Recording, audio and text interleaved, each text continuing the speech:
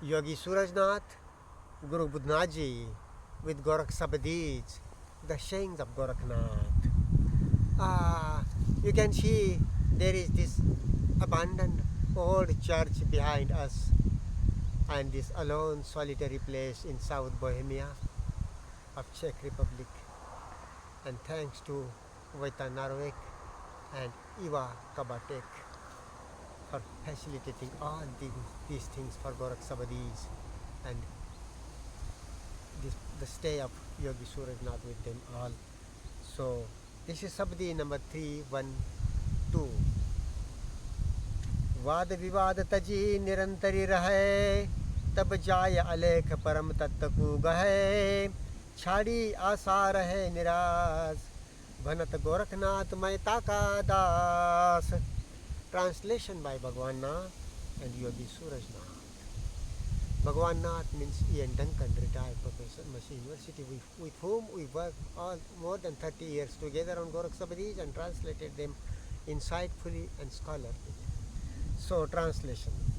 He gives up arguing, lives moment to moment, and so grasps the unwritten ultimate truth. He gives up desire, lives without desire. Gorakhnath says, I am his servant. Little explanation in both Hindi and English. Sabdis are so clear. Even then let us explain a little. So, वो वाद विवाद में नहीं उलझता है. जो साधक होता है, खोजी होता है, वो मत मतांतरों में, परंपराओं में, मान्यताओं में नहीं उलझता और उनको लेकर के किसी वाद विवाद में भी नहीं उलझता है. भीतर जो भाव पौना वेदना जीवन गति है, उसके प्रति कुशलता से चेतन रहता है. उसका बनना क्या है, भरना क्या है और उसकी निर्जरा क्या है, उसका जलना क्या है.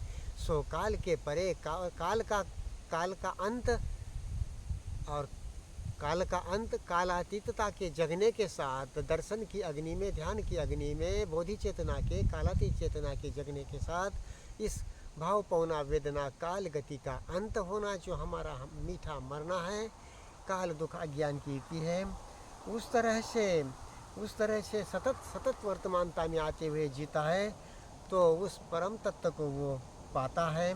इस परम तत्व के बारे में दो बातें कही जा सकती है. चित्त की वर्तमानता और उसकी अंतर समझ, यह परम तत्व है. और उससे चित्त के अवधूनन में जो परम सत्य है, उसका जागना, सारे चित्त अवधूनन के बाद वो परम पार अल्टीमेट ट्रुथ, गॉड कहे, ईश्वर कहे, कुछ भी कहे, मगर उसके लिए गोरखता का नाव धरोगे. कैसा कहते हैं बुद्ध, उसको निब्बानिक ट्रुथ कहते हुए साइलेंट रहते हैं. और इसी तरह से जो भी आर पार देशी है, वो उसके बारे में ज़्यादा नहीं बात करते. सो उसको पा कर के, उसकी अंतर समझ लेकर के, चित्त अवधूनन के साथ उसके प्रति जाग जाते हैं और वो अपने आप से कभी भी जागने के लिए फिर खुला होता है चित्त चेतना घटपिंड में. और उसमें कोई संखार नहीं होने से वो अवधूत चित्त काल दुख अज्ञान के परे होता है. सो इसमें दैनंदिन ज़रूरतों को मन लगा कर निभाते हुए, साथ ही तृष्णा के बगैर कार्यशील होना विचार से स्वतंत्रता है.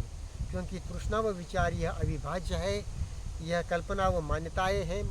परंपरा व आस्था तथा अहम की गति व इसके लालच के प्रति सजग रहते, इनसे मुक्तता है वर्तमानता की समझ. सो विचार या तृष्णा से मुक्तता शून्यता है. Some explanation in English. The demands of daily life are met with conscientiously. The demands of daily life are met with conscientiously, and at the same time, acting without desire is freedom from thought and desire. For desire and thought or thinking are inseparable. This is freedom from ideas and ideologies, traditions and beliefs, and from the ego and its greed. Thus, freedom from thought or desire is emptiness. This is it.